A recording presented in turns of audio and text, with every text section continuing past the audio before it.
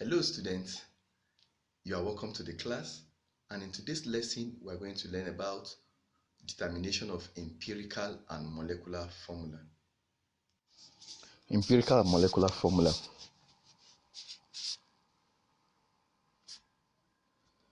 Empirical and molecular formula is what we'll be considering today, and these are two main chemical formula of compounds. That is empirical formula and molecular formula. Now, empirical formula is defined as the simplest formula which show the ratio of atoms of the different elements in a compound.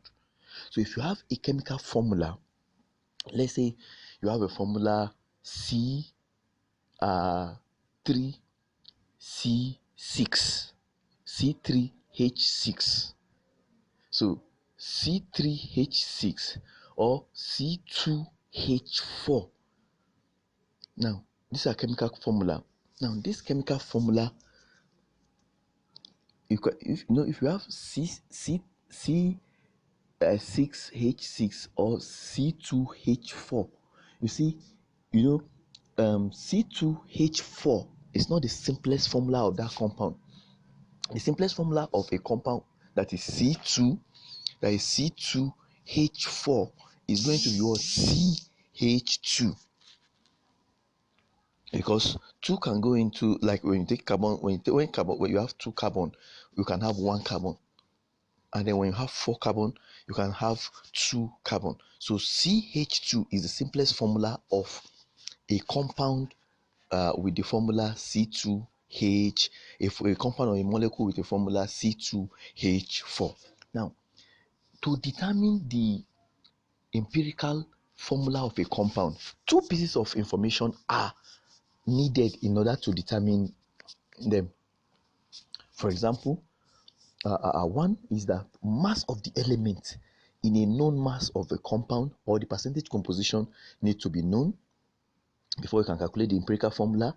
And number two, the relative atomic mass of the component element also need to be known before you can calculate the empirical formula. So now, what are the steps involved in calculating empirical formula of a compound? One, find out the reacting mass of each element present, or the percentage composition by mass. By the time we start solving the worked example that I've prepared for us, we're going to see the kind of question that normally come out under empirical formula, and then the parameters that are given. Then number two, divide the number of masses by the relative atomic mass so that you can obtain the number of moles of the element. Number three, divide the number of moles of each element by the smallest of the mole value to obtain the simplest ratio.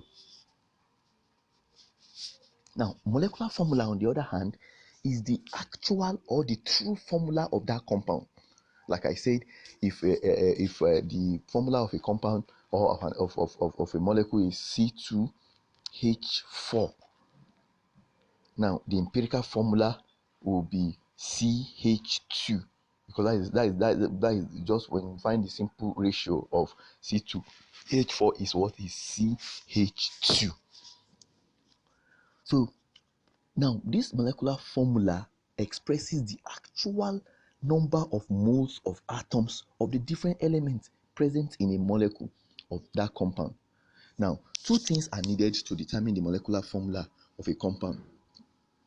Just like the empirical formula of a compound, we said in this case, now for you to know the molecular formula, number one, you need to know the empirical formula of a compound, or any information that could lead to its determination. Information such as maybe the mass or the percentage composition or the mole ratio of the component element. So one of these must be known before you can determine the molecular formula. So you need the empirical formula of that compound, or any information that can lead us towards to determining the empirical formula. Then number two, the relative molecular mass.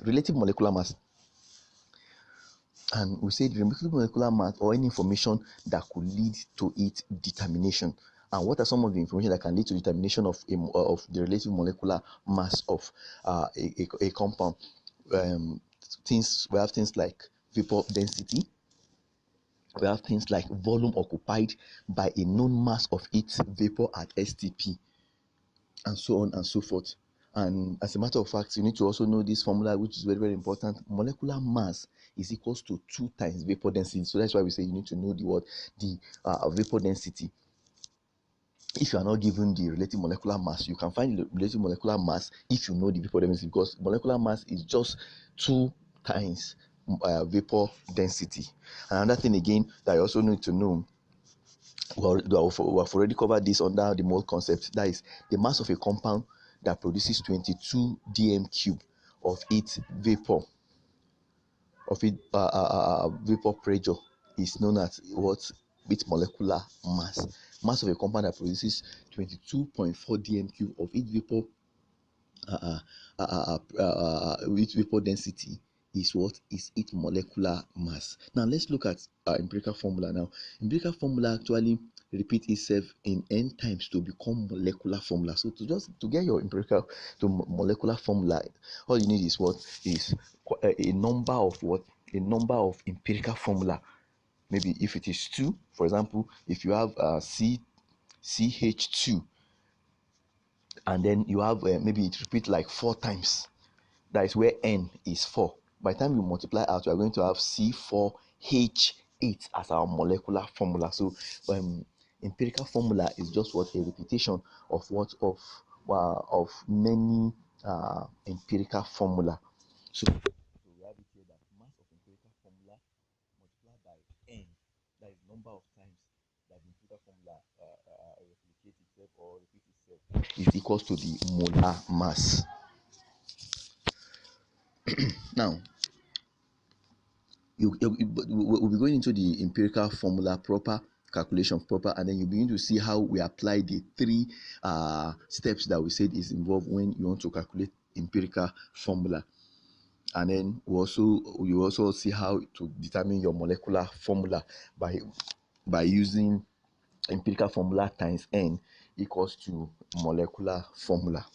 The first question we have here is, what is the empirical formula of an oxide containing 72% manganese by mass? Now it's an oxide. Now if something is an oxide, if a substance is an oxide, that means there is oxygen there. Okay, so since we have manganese, that means it is what? It's manganese plus what? Oxygen. So that means we are going to, and we have been given the percentage composition of manganese to be 72. It's percentage. So if an oxide contains 72 percent manganese, that means the remaining percentage is for what? Is for oxygen. So all you need to do is just subtract 72 from 100, which is 28. That now gives you the portion of what? Of the portion or the percentage of oxygen that is in that manganese oxide. So you write them out under them. Then after writing them under them, it's in percentage. Then you remove the percentage. It now become the mass. Okay, 72 and 28 gram. Then after that, you remember that number of mole is equals to mass over molar mass. So by mass over molar mass, and for element like oxygen and manganese is 55, and oxygen is what? Is 16. That is the relative atomic mass of manganese and oxygen is 55 and 66 respectively. So you divide the mass, which is 72, by 55, and also for oxygen 28 by 16, and then you get 1.31. By the time you divide 72 by 55, you get 1.31 approximately, and then 28 verse 16, you get 1 point, divide by 16, you get 1.75. Then after that, you have gotten 1.31 and 1.75 as your what? As your mole. That is mole of manganese in this oxide, and then mole of oxygen in this oxide. Then the next thing is, you now divide through by the small value. You can see between manganese and oxygen, manganese is 1.31, while oxygen is 1.75. Oxygen is 1.75. So 1.31 is the smallest. So you divide both sides by 1.31 and 1.31. After that, you see we have obtained the value as 1 and then 1.333. Now you can see that the mole ratio there is not very it's not very clear. Then what you need to do is look for a factor that can go through and give you a whole number. So multiplying by a factor of 3 to give a whole number ratio. So multiply it by 3, 3 times 1 is 3, and 3 times 1.3 will give us 4. So it then means that the empirical formula of this oxide, when you bring manganese and then the mole ratio, we have 3. Then for when you bring oxygen, the mole ratio is what? 4. So it is Mn3O4. Mn3O4. So it's manganese oxide. Okay, it's manganese oxide, and you can find which manganese oxide type of manganese oxide is this. Okay, so let's go to the next question. Now, here we'll be calculating molecular formula. Now, we've gotten our empirical formula, and you see what we did to get our empirical formula. So now I want to calculate molecular formula. Now, and when you want to calculate molecular formula, you must, we have seen it, that one of the criteria is that you need to know the empirical formula or any information that will lead to determining the empirical formula. Because without empirical formula, there is no way you can calculate your molecular formula. So now we have a question here that says, if the relative molecular mass of C1H3 is 30 gram, find its molecular formula. Now, how do you go about it? You write your solution, then you write out the empirical formula first and foremost. Exactly. Now, after writing your empirical formula, then you find the relative you find the mass. Now the mass of that empirical formula. Now we have carbon, which is 12. We have hydrogen, which is 1 times 3, which is now what? Which is now 3. So 12 plus 3 now give us what? 15. Now give us 15. So that means the mass of this empirical formula, which is 15, then multiply by n, because we have while we're outlining the procedure for getting empirical formula, we say it is what? It is a molecular formula. We say it is empirical formula, open bracket, close, n time equals to what? Equals to relative molecular mass, or the molar mass. So CH3 is 15, then we have n. Okay, we have n, and then equals to the relative molecular mass, which is 30. So by the time you solve for n, you see n is the number of atoms of carbon and hydrogen in the hydrocarbon. So you have what? CH3, and then what? An n. Then I'll say our carbon is 12, hydrogen is 3. So by the time you multiply this is 15, n equals to 30 grams. Then to get n, divide both sides by 15, divide both sides by 15. So 15 cancel 15 and 30 cancel 15, we get our answer is now what? Is now 2. So the molecular formula of this hydrocarbon, that is, hydrocarbon is a compound that contains what? Hydrogen and carbon. Okay, so it's what? Is CH32. Now by the time you multiply it out, you see we can have what? C2H6. So you can see what I told us earlier, that the empirical formula is the what? Is the simplest ratio, while the molecular formula is the actual formula of what? Of that particular compound. Now we have another question here also that says, calculate the molecular formula of an organic compound containing 32.31% carbon and 7.69 hydrogen by mass if its relative molar mass is 78. Then the relative atomic mass of carbon is given to be 12, and that of hydrogen is given to be 1. So how do you go about it? You write solution, then you write out the element that are consigned, which is an organic compound, and it contains carbon and hydrogen. So you're going to write your carbon and then hydrogen. Then you write out the percentage composition, okay, of each of the elements. So for carbon we have 92.31, and for hydrogen we have 7.69. Okay, then we now said this is in percentage. Now convert the percentage now to mass. To mass, we have what? Elements in mass. Okay, we have the mass. Okay, mass now in gram is 72.31 and 7.69. Then you get the mole. What is the mole now? We say mole is mass over molar mass, or mass over relative atomic mass. So 72.31 divided by 2 give us our number of mole, and 7.69 divided by 1 give us what? 7.69. So you can see that the mole ratio is 1:1. 1:1. So we have calculated the what our mole ratio, and it goes 1:1. So there's no one that is more less or anyone is big. They are all the same. Unlike the question we solved earlier, that we had 1 greater than 1. You see, so now the empirical formula of the compound is therefore CH, because our C is 1 and our H is what? Is 1. So that is the empirical, that is smallest formula. So you can see that this formula can't be a formula of a compound. CH alone can't be a formula of the compound. So rather, it is the formula of what? Of an empirical. Rather, it's an empirical formula. It is not the actual formula.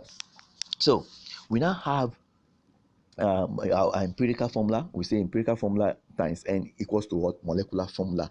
Is that taken? And we'll say that mass of empirical formula times n equals to our molar mass. Okay, so our empirical formula is CHN equals to our molar mass, which is what? 78. That was what was given in the from the equation. So carbon is 12 and hydrogen is 1. So 12 plus 1, that is what? 13. N equals to 78. Then to get n, solve for n. When you solve for n, 13 13, you divide both sides by 13. So 13 cancel 13 and 78 cancel 78. So at the end of the day, n is going to be equals to what? Equals to 6. So you can see that we have gotten the value of n. Then when to get your molecular formula, we say molecular formula is simply your empirical formula times your n. Exactly. So when we bring our molecular formula, which is CH, and multiply by our n, which is 6, we are going to get what? C6 and H6. It therefore means that the molecular formula of this compound is C6H6. Who can remind me which compound is this? Which compound has C6H6? Can I get an answer? Okay. I heard somebody say benzene. You are very correct. So this is a compound called benzene. It has the molecular formula C6H6. Let's proceed. Now the next question that we have is also to determine molecular formula. Now the question goes like this: a compound contains 40% carbon, 6.7% hydrogen, and 53.3% oxygen. Determine its molecular formula if its molar mass is 180. Just the same procedure, but in this case we have what? We have 3 elements. We have carbon, we have hydrogen, we have oxygen. So the first thing you do, you bring out their what? You okay? You bring out their atomic mass. Okay, we have the atomic mass were given to us. Hydrogen is 1, carbon 12, oxygen 16. Okay, then we find their mole ratio. Okay, the percentage composition is 40 for carbon, and when you convert it to mass, it's still what? 40 gram, because it's always over 100. So we have 40 gram, 6.7 gram, and 53.3 gram. Okay, that is the mass over molar mass. Mole, we said n is equals to what? Mass over molar mass. So that's why we have this 40 over 12. 40 over 12 means mass, which is 40 gram, divided by 12, which is our what? Relative atomic mass, or the atomic numbers, or the atomic mass. Okay, is our atomic mass. So by the time you divide, you get 3.33, 6.7, and 3.33. So you can see that we have the simplest, we have the smallest. Okay, we have 3.33 as the smallest, because we have another one which is 6.7. So all you need to do is to divide both sides by 3.33.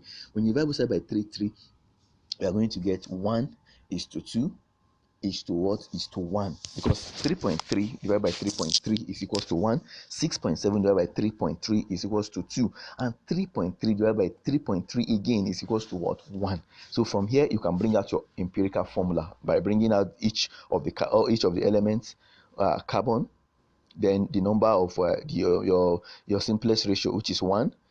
Hydrogen, the simplest ratio is 2, and then oxygen, the simplest ratio is what? Is 0.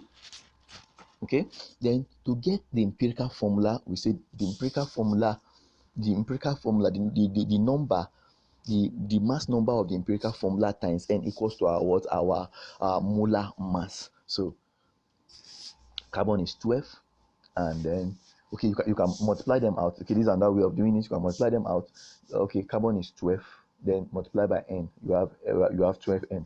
Hydrogen is 1 times 2, that is 2. When you multiply by 2 by n, that is you have what, 2n plus. Oxygen is 16. When you multiply by n, you have what, 16n. Now by the time you add 12n plus 2n plus 16n, it equals to 180. So 12n plus 2n plus 16n equals to what, 30n, equals to what, 180. Now n is equals to 180 divided by 30, which gives us what, 6. Now that's the value that we got. So the next thing is to get what to write out the empirical formula. Now how do you write your empirical formula? Now we have CH2 O. So by the time you multiply 6 by 1 carbon, we have what, C6. We have H2. So when we multiply 6 by 2, we have what, H12. And we have 1 oxygen. When you multiply 6 by 8, we have what, we have 6. So this is C6 H12 and then O6. Now this is also another compound that is very familiar. Who can tell me which formula is this? Which compound is this? This compound is usually used. I know most of you even used it before you left home to school today. So which compound is this? Which compound is this? Did I hear somebody say glucose? Okay, somebody say sugar. Somebody say carbohydrate. You are all correct. This is the formula of what? Of glucose or simple sugar. So in conclusion, we have learned that empirical formula of a compound shows the simplest ratio of the number of atoms of different elements in it, while the molecular formula of a compound shows the actual numbers of atoms of the different elements in one molecule of it. We have come to the end of the class, and in the next class we are going to learn another interesting concept in chemistry. Until then, I remain your facilitator, Sunday Ibrahim. Thank you.